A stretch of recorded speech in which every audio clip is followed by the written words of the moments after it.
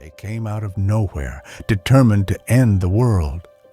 A hungry and mysterious people rose upon the earth, burning cities and crushing kingdoms. No one knew exactly who they were, but everyone knew that wherever they went, an empire was erased from history. They were the terror of the ancient world. But when they came for Egypt, one man stood defiant.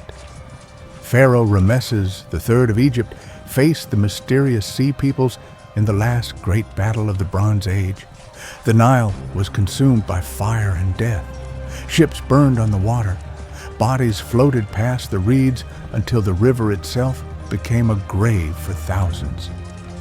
The fate of the world was decided by the bloody battle on the Nile.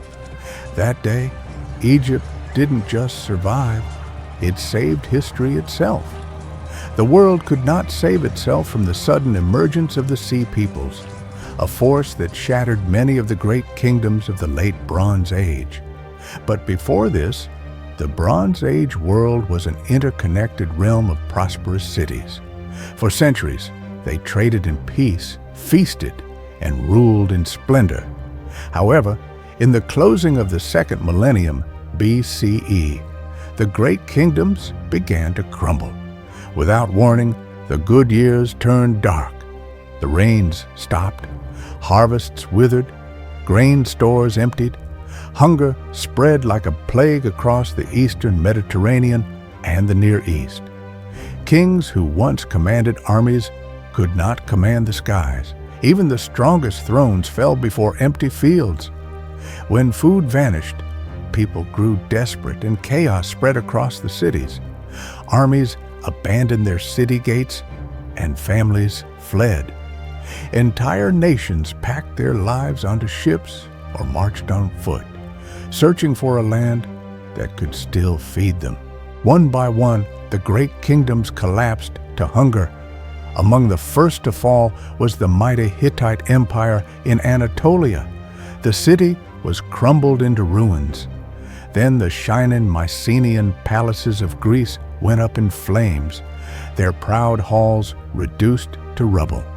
Next, the wealthy trading kingdom of Alashiya, modern Cyprus, was raided, stripped bare, and left in ashes.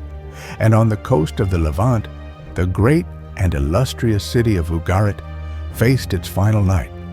Its last king, Hammurapi, wrote a desperate letter to his allies. "Behold, the enemy's ships came here, my cities were burned, and they did evil things in my country. The country is abandoned to itself." But no help came. His soldiers were far away in a distant battle. His ships were gone. Another message, preserved on a clay tablet, conveyed the terror they faced. "The 7 ships of the enemy that came here inflicted much damage upon us." So, when the invaders came to Ugarit, the city was destroyed, its walls were shattered, and its people scattered. Ugarit was erased from history. It never rose again. But what happened to Ugarit was not unique at all. Across the lands, other kingdoms shared the same fate. Cities that once bustled with life and trade flickered out like dying candles. Trade routes fell silent. Palaces turned to ash, and whole nations vanished into smoke.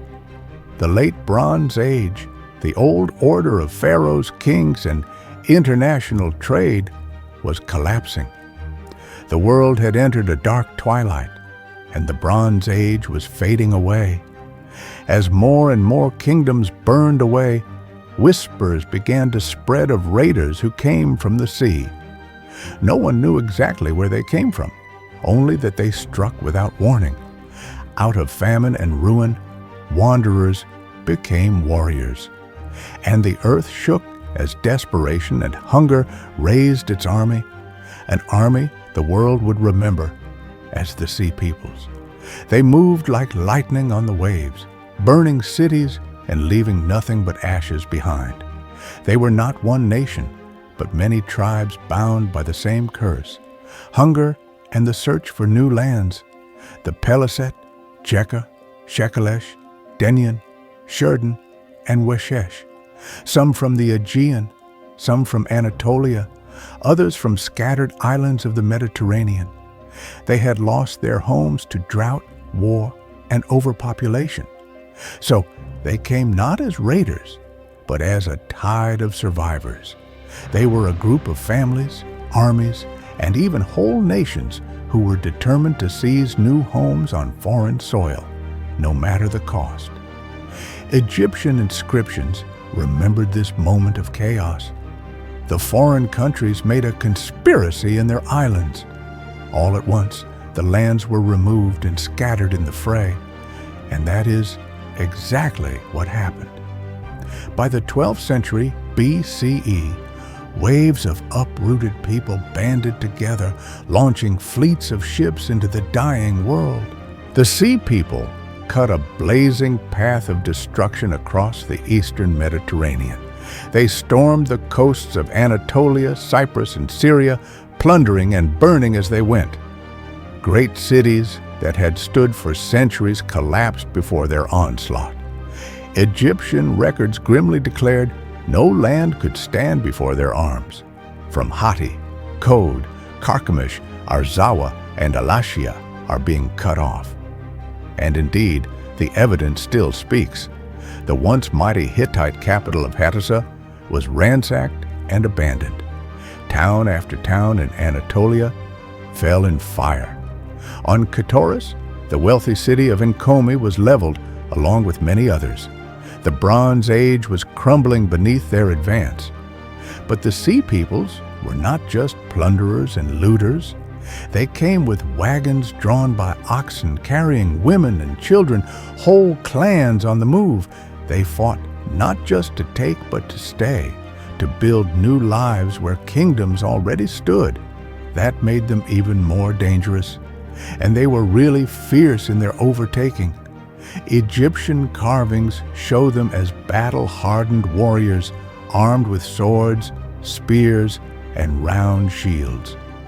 Many wore feathered or horned helmets, making them stand out on the battlefield. Their warships, carved with bird-headed prows, could strike swiftly and vanish back into the waves. Before they began their conquest, Egypt saw their shadow around 1208 BCE. Pharaoh Merneptah, son of the great Ramesses II, faced an invasion of Libyans allied with some Sea Peoples, but Merneptah defeated them at the western delta. However, the Sea Peoples were not so easily erased. They kept coming again and again, hungrier and stronger. By the early 11th century BCE, as neighboring kingdoms collapsed one after another, the Sea Peoples lifted their eyes toward the greatest prize of all, Egypt, the rich land of the Nile, the last stronghold of the Old World. They gathered their tribes into a great confederation and set sail as one unstoppable storm. At Medinet Habu, their bold declaration was later recorded as they forged a great confederation. They laid their hands upon the lands as far as the circuit of the earth, their hearts confident and trusting. Our plans will succeed. And with that vow, the Sea Peoples hurled themselves toward history, setting the stage for the clash that would decide the fate of the late Bronze Age. This was the bold decision that marked the beginning of the Battle of the Delta. By the late 11th century BC, the world was already dying, yet one kingdom still stood, Egypt. While famine devoured other lands, the Nile continued to flood, watering the black earth and filling Egypt's granaries with grain. To starving refugees, Egypt looked like paradise. To conquerors, it looked like the richest prize of all. Egypt stood as the last great power untouched by the Sea People's storm. Traders no longer came from afar. Letters arrived only with grim news of how cities burned. The Hittites, who were once rivals of the Egyptians, were now nothing more than dust. The cities of Canaan, once Egypt's vassals, were destroyed. Ironically, the Sea Peoples had cleared the field for Egypt, destroying her old enemies. But in doing so, they had left Egypt isolated, the last fortress of a dying age. By the time Pharaoh Ramesses III, ruler of Egypt at that time, reached his 8th year on the throne, around 1178 to 1175 BC, Egypt was no longer just a kingdom. It was the last wall holding back the darkness. Pharaoh Ramesses III understood what this meant. If Egypt fell, the last light of the Bronze Age would be snuffed out, and history itself might be erased. But even Egypt, who stood fearless and strong, had other troubles of its own. Just a few years earlier, in his 5th year as king, Ramesses had already fought a bloody battle against Libyan tribes pressing into the western delta. He had won, but the endless fighting drained Egypt's wealth and tested its strength. And now, word came that a far greater menace was moving south. The Sea Peoples had already swept through Amurru and Canaan, leaving fortresses broken and survivors fleeing. One can almost imagine the messengers stumbling breathless into Thebes or Pyramesses, dust on their sandals, terror in their voices. Amurru has fallen. Refugees pour in from the north. The sea raiders are unstoppable. Even so, Egypt did not despair. Ramesses III, often called the warrior pharaoh, steeled his heart. He knew Egypt would have to fight like never before, so he acted swiftly. He strengthened the delta defenses, fortifying the labyrinth of waterways where any invading fleet would enter. He manned the strongholds of Jahi, the coastal road through Canaan, so no enemy army could march overland unopposed. He personally oversaw the equipping of his frontiers, proclaiming, "I fortified my border in Zahi, prepared before them." Chariots were polished, bronze-tipped arrows stockpiled, shields and sandpears readied. Every Egyptian soldier, from archer to charioteer, was called to arms. Egypt now stood as the final bulwark, the last wall between survival and oblivion. The Sea Peoples had destroyed kingdoms and erased cities, but before the Nile, their storm would meet a pharaoh who refused to let history die. Finally, the hour came. After years of turmoil and preparation, Egypt and the Sea Peoples were about to clash in a fight for survival. It was more than a battle. It was the story of who would live on and who would be erased from history. The Sea Peoples moved like a storm. Their land army marched south through the Levant, crushing everything in their path. Towns burned, cities crumbled, and Egyptian protectorates that once stood proud were torn apart. Amurru, an Egyptian ally in southern Syria, was sacked without mercy. Its towns and camps were left in ruins. But this pause, their hunger to plunder, became Egypt's chance. While the invaders looted Amurru, Ramesses III used those precious days to gather his armies and fortify Egypt's eastern gateway, Jahi. This frontier, likely in today's southern Lebanon, would now decide whether Egypt lived or died. The sight of the Sea People's march was terrifying. Whole families came along. Ox-drawn wagons carried women, children, and belongings, as though the entire nation was moving. But it was no peaceful migration. Warriors with feathered helmets and padded armor walked beside their wagons, swords gleaming and shields ready. Among them were the Peliset, often linked to the Philistines, and the Shurden, wearing their famous horned helmets. Even more alarming was the fact that they had their own chariots. Egyptian scribes noted that these chariots looked almost identical to Egypt's own. This was a proof that the Sea Peoples had grown just as skilled in the art of war. With swords, spears, and bows in hand, they swept down through Canaan, their confidence rising with every victory. As one Egyptian record said, their hearts were confident and trusting in their success. But they did not know Ramesses III was waiting. He had laid a trap at the very edge of his kingdom. Even as the land forces advanced, another danger brewed on the waters. The Sea People's great fleet moved across the Mediterranean. Warships with tall bird-headed prows and wide square sails cut through the waves. Spearmen crowded the decks, their weapons glinting in the sun. Rowers drove the ships forward, sails caught the wind. It was an armada unlike any Egypt had ever seen. This was no ordinary raid.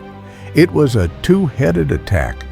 One army would strike from the land, tearing through the frontier. The other would pierce straight into the Nile Delta, the very heart of Egypt. If they succeeded, history itself would be rewritten. Ramesses III could see what was coming, and so he made his decision. 2 battles must be fought, one on land at Jahi to stop the invaders on the frontier, and one in the twisting waterways of the Delta to smash the enemy fleet once and for all.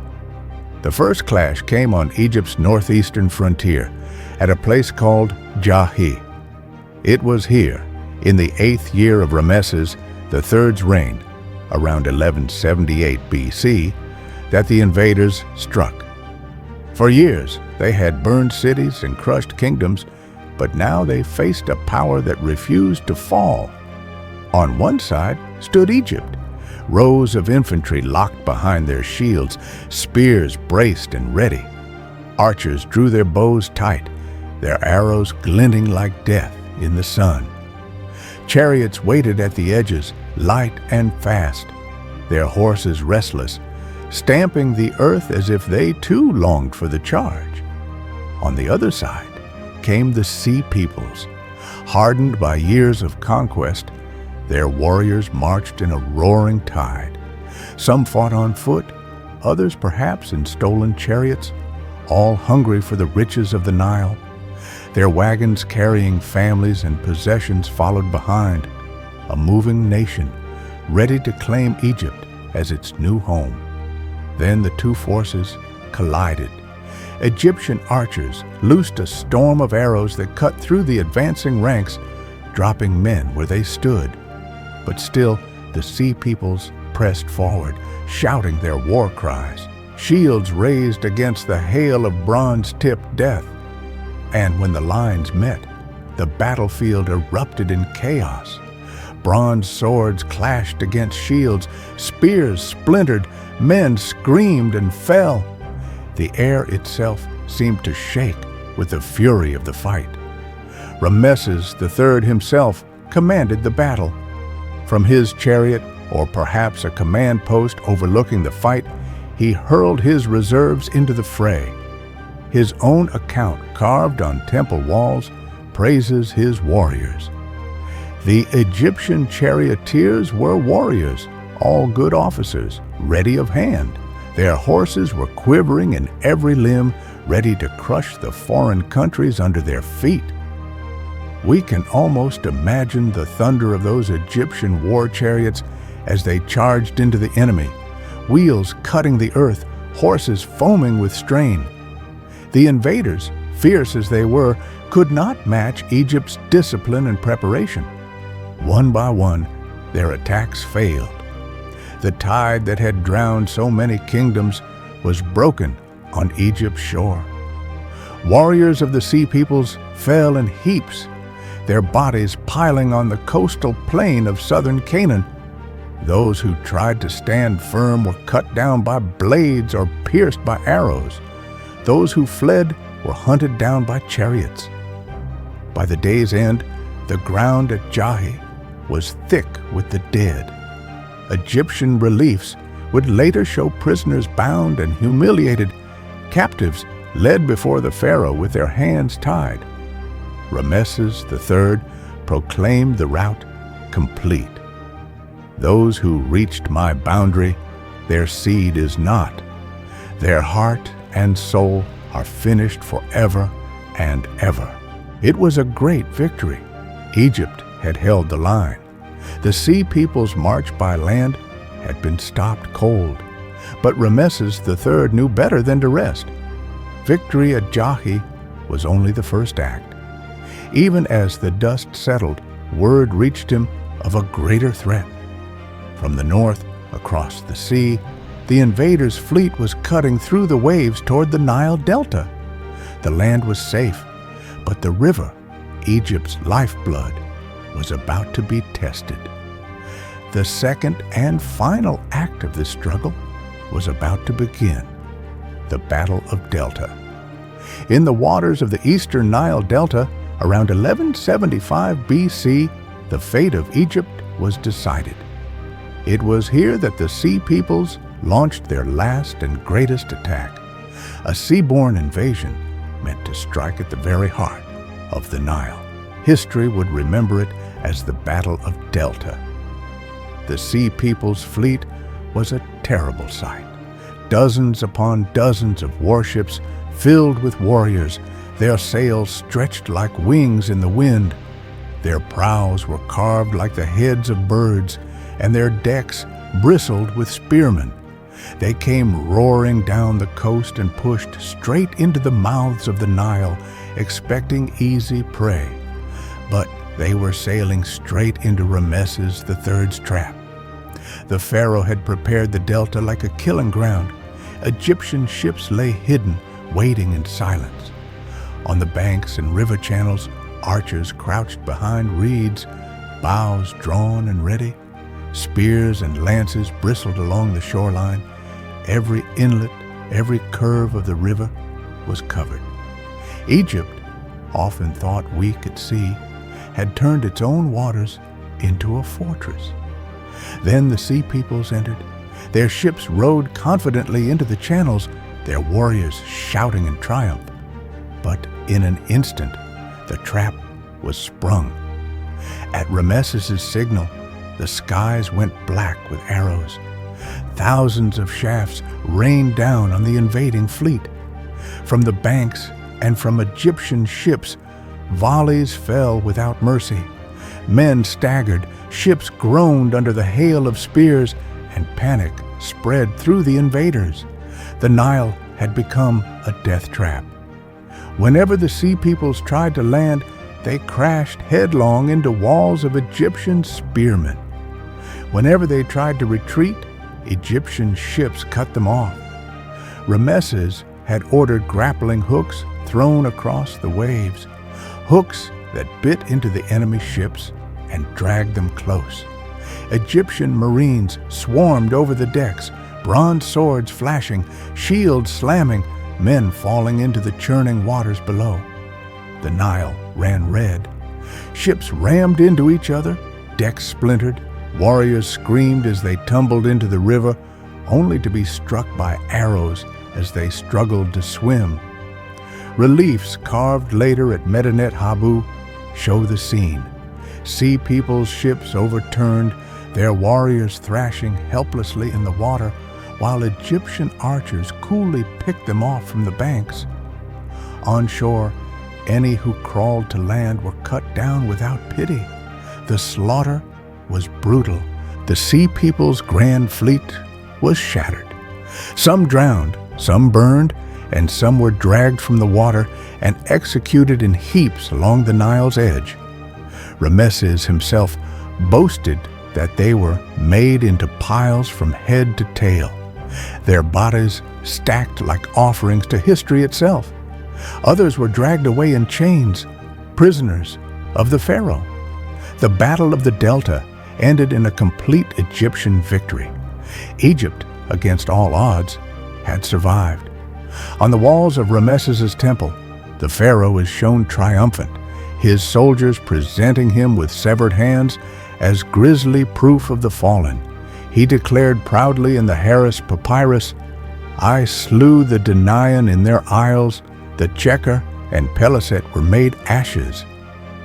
But even in this moment of glory, the world was already changing. Egypt had survived, yet at a terrible cost. The Pharaoh had saved his people, but he could not save their empire from slowly fading. The wars had drained its wealth, its strength, and its empire.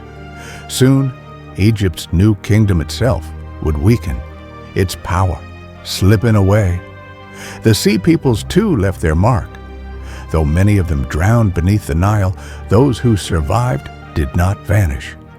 Some were settled by Ramesses on the coastal plains of Canaan, where they built new lives.